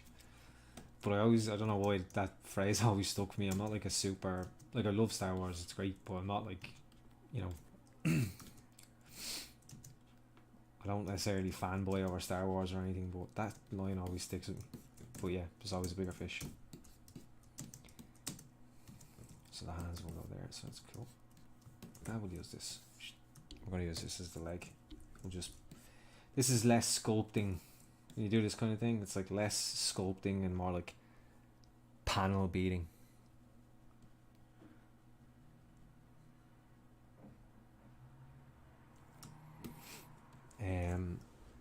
Let's just check. Oh yeah. West through the art saying you can't hear me. Is it okay now, or do I need to hire it up at all? Let me know if there's a problem. I can try do something there. And Emma, yeah, CSI was actually, oh cool, good. My old supervisor that showed me that CSI thing, Stefano, a great sculptor, a super cool guy.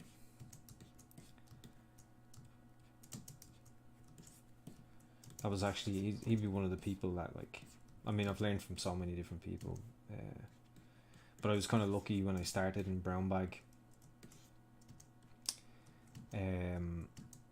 You know, I was fresh faced.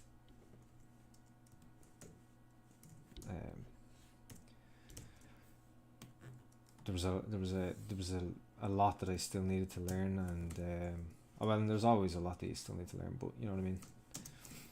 And I had like my supervisor at the time was sitting right next to me, and his job before being supervisor in brown bag was actually working in Disney on I think the last film he did was Frozen, but it might have been, well, I don't know which came first, I can't remember like the release dates or whatever, but he worked on like Big Hero 6 and Frozen and Wreck-It Ralph amongst a bunch of other cool stuff, and he's still doing cool stuff. But and then I had a rake of other really good artists around me. Some are still there. Many have moved on now to other places. But it comes back to what who was saying that again about working in the gambling. Yeah, George UK. Yeah, comes back to that. Like, I don't think I ever developed as fast as I did in the first 6 months of working in brown bag. the incubation period is what Stefano used to call it, because that was my first time in the industry, being around, you know, industry professionals and everything. So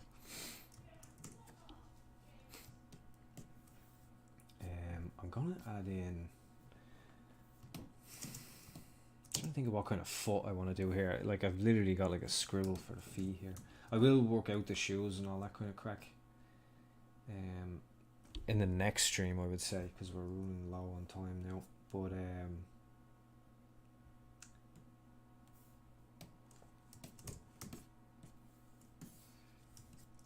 so okay, I can just boop.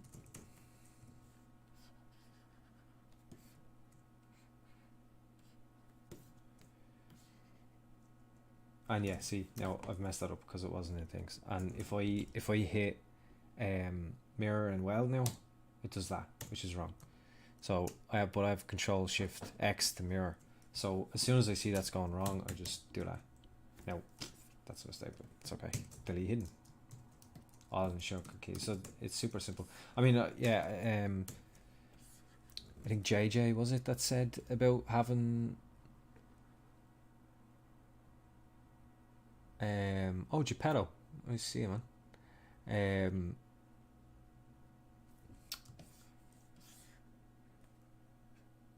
About having like having that on your kind of shortcut bar type of thing, which is fine too. It's just, you know, it's different strokes for different folks.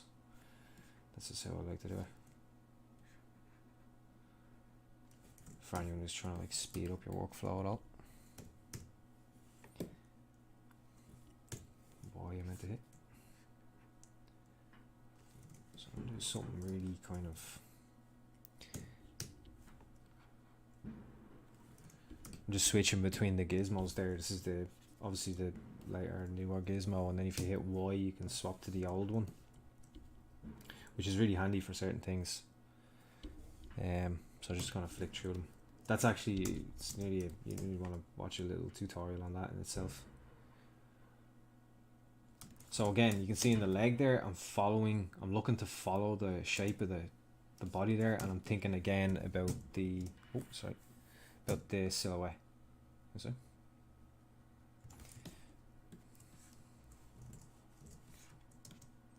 Just not sure what I want to do with the inside of the leg. Maybe straight or. So again, like in terms of anatomy, like I could definitely go, like for example, I could go into this. Let's give it one more subdivision there. I could go in here.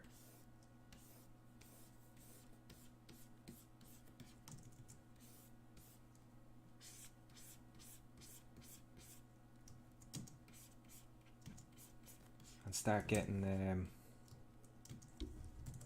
little bit more literal with the anatomy.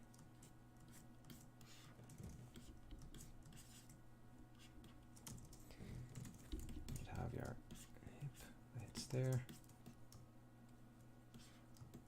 I'll probably bring that up. And then you could have like a bit of a crease. Even if you go up another level, we could think like, alright, well, about here, so his chest is, so we could get in those kind of the man boobs that he worked so hard for. And almost folds around into the back. And even here, there's like actually like a, it's often like a fold. Like this is almost like, you know, over here. It's almost like another fold. It's like just how fat deposits in the body. That's another thing that's important. Well, yeah, no, it is. Another kind of important thing to learn is like how fat deposits on the body. Because it fat only goes to certain areas. So you can get real. We could get real. I might actually leave the chest bit in. This isn't bad either, really. Yeah, I don't know how I feel about that. Well, I'll tell you what, we'll get that, and we'll just, again, I have the target poly count for ZRemesh up here, and ZRemesh is Control Alt Shift and Z. The reason I use Control Alt Shift a lot is actually because Stefano showed me how to make shortcuts, my previous supervisor, and he used to use Control Shift Alt, so that was the first thing I heard. And he did that because there's not many vanilla shortcuts that use all three, so you can kind of just Control Shift Alt and then pick different keys in that area to make, and that you've got like 5 or 6 different shortcut keys that you can get without, you know, this, the software saying this is already a shortcut for whatever. So it's just a handy little thing you can do. So this area, how much time do we have? 10 minutes, give or take. 10 minutes. So let's see, can we do anything with this? Because we've left this for a while now. So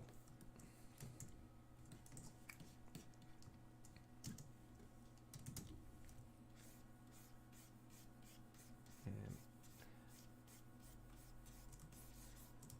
might go a few minutes over. I don't think there's any not too much time pressure necessarily, so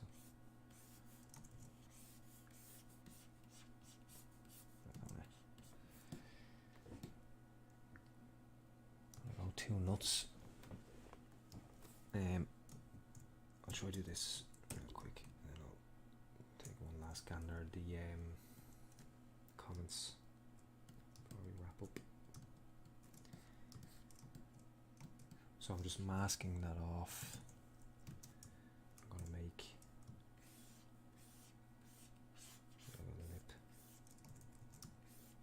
And again, this is goes back to like too hard an edge, and then you can all smooth, bring that all smooth down a little bit, and just kind of roll it back.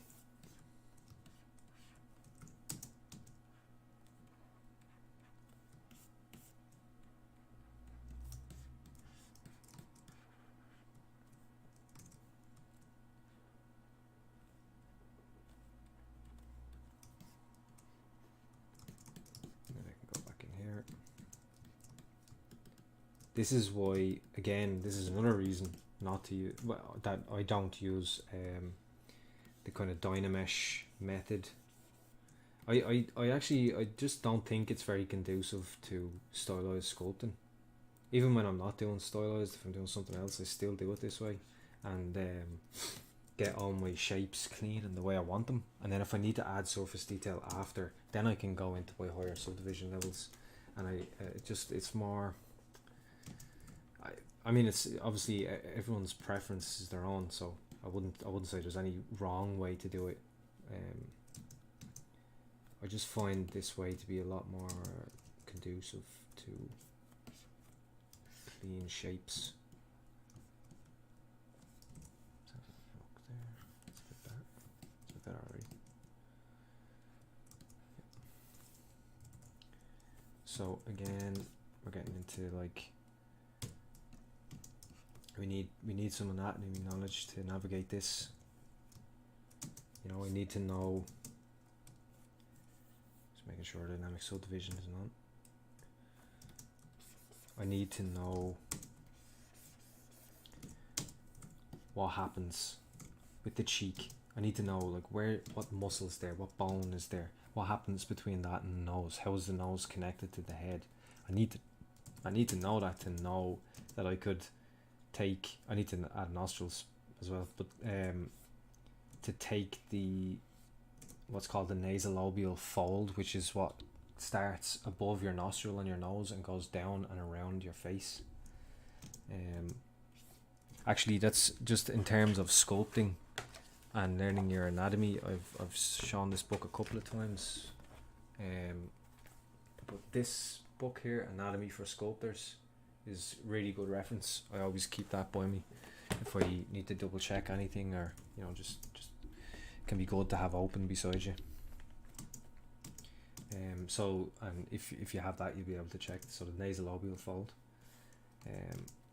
and that's how I'll know the depth of my mouth and that kind of muzzle. muzzle being like on a dog, a muzzle like around your nose and mouth.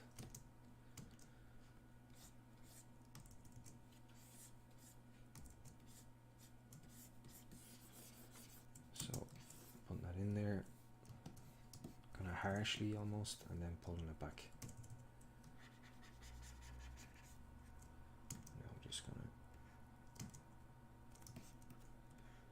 Now it's just a case of like kind of playing around with this and seeing what way you want to resolve that shape. I think I want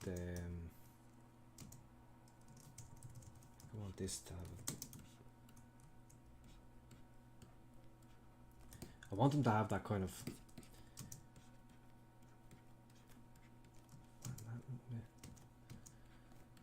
Old man jowl. Not jowls, but that kind of almost shape that it makes you think that, even though there's actually no jowls there. Like I'm not going in and, you know, like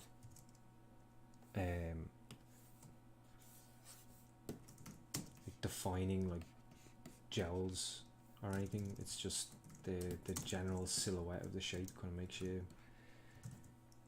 sends you that way a little bit. So this is where like I kind of want to figure how this all works with the ear, in which case I kind of need to start dynameshing things together.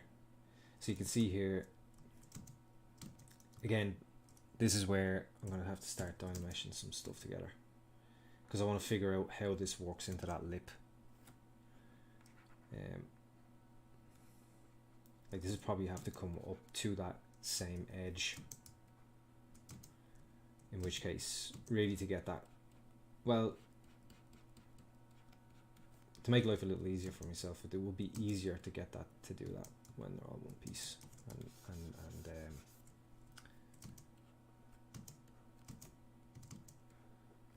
that way I can use the pinch or whatever across the two shapes, where to begin with I don't want the brushes to affect more than one shape at a time, because it means, you know, if at this stage I want to change the ear and I want the ear to be like out here, like I can't, if that's all one piece I can't do that. What I just did there, I can't just grab a big brush and just move it out a little bit, because I'll end up dragging half the head with it, or even small. Like if I wanted to just shift that volume in a little bit, like that's such an easy thing to do right now, where if I didn't have, if this was all Dynameshed, I don't have that option. You know, I have to fight it to go back in and really sculpt into that, to re-sculpt that, which is very time consuming and kind of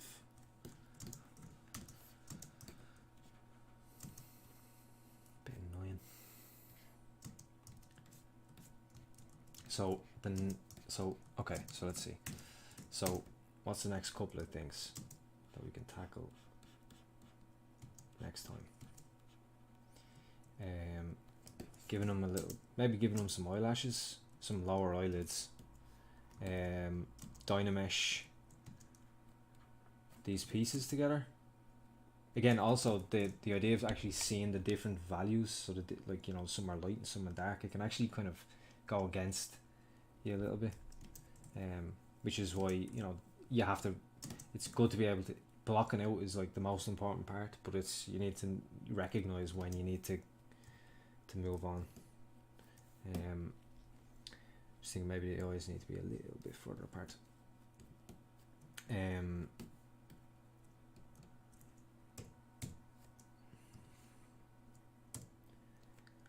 So yeah, Dynamesh the head together, get the hair in, because that's going to affect the volume of the head overall.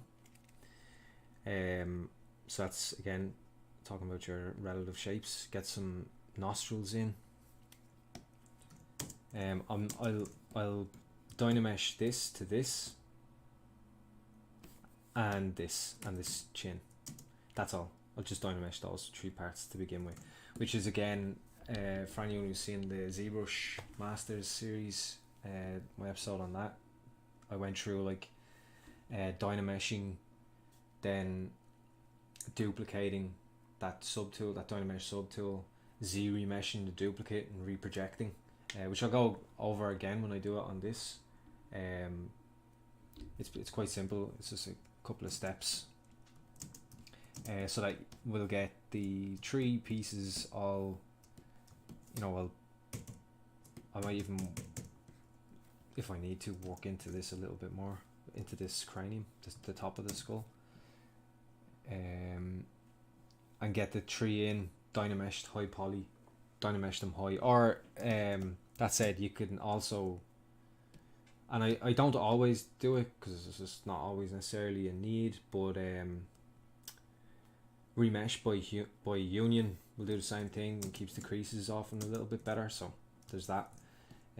So it's same but different. Remesh by union is actually a little bit cleaner. So and then once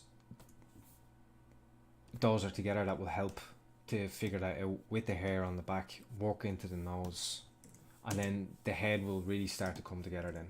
Like you can see he's kind of in, you can see his character in there now, but once we get those final elements in, everything will start to come together a little bit better. And once you get to that stage, actually that's kind of a good stage where I like to stop sometimes. If we had a bit more time, I could get to there, but because you know, you're excited to get back into them, then keeps you going, keeps you motivated. And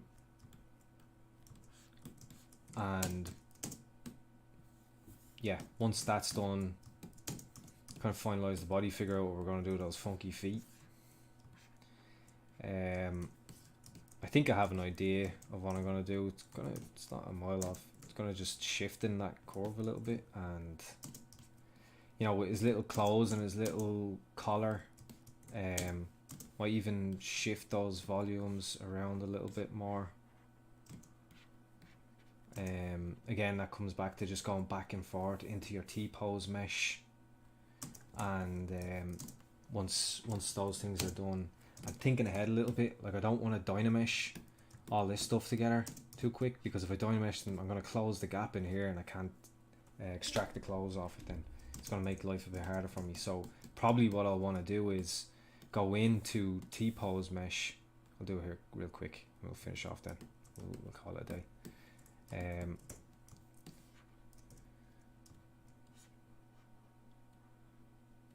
Bring this up, make sure this is away from it, and sculpt it like that, dynamesh it like that, and then I can mask this out and move it back down, because then I, like this, I can add the clothing, I can do the hands, keep it away from the body, and then afterwards all I have to do is just mask off the arms and just shift them back down a little bit. Now they're in position.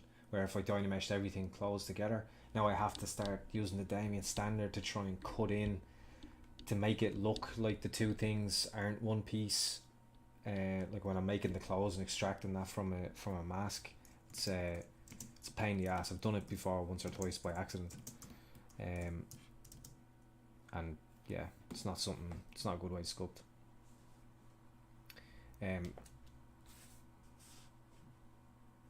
So yeah, that'll be next time. So that's our base essentially knocked in, and we can do the hands and stuff like that.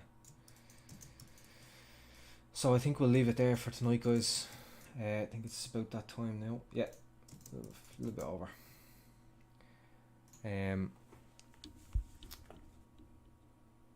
Quick look at the chat. Watched your master, the Babu. Ever since I watched your master series, I've been using your way of blocking out and bringing the character together. It feels like I found the right workflow for me. That's great. I'd like to hear that, man.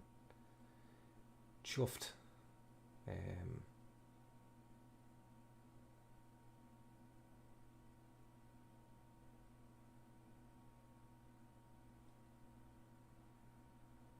Yeah, cool. Cheers, guys. Cheers, Jord. Tenchi. Osmosa. Cool. Cheers. Thanks, guys. I'll see you. So it's every second Wednesday. So I'll see you then and we can continue where we left off. Thanks, guys. All the best.